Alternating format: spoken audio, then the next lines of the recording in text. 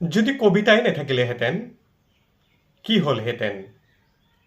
যদি কবি নাথাকিলেহেঁতেন কেনেকুৱা হ'লহেঁতেন এই সুন্দৰ পৃথিৱী, চৰাইৰ কলকাকলি, নদীৰ সোঁত, বতাহৰ সুহুৱনি, বসন্তৰ নতুন ৰূপ,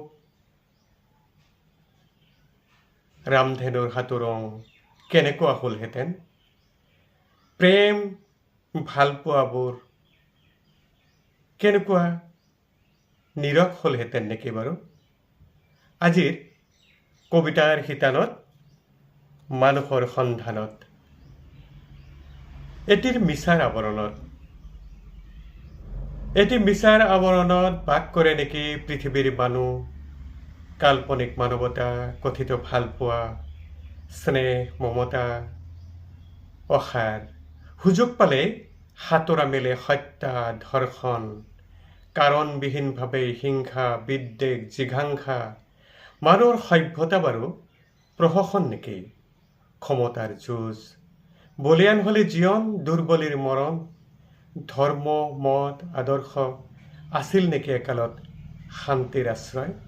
নে চতুৰতাৰে কোনো প্ৰভাৱ বিস্তাৰ?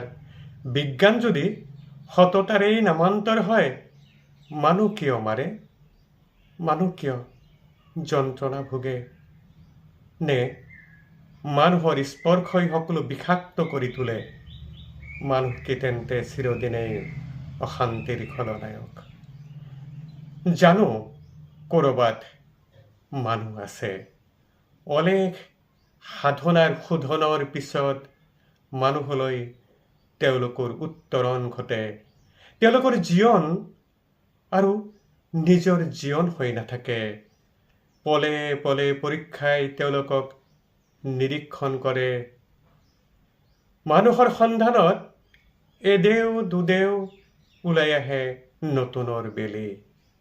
এন্ধাৰত সেয়াই প্ৰত্যাশা, সেয়াই আশা। আহক আগুৱাওঁ, আহক পোহৰ বিলাওঁ।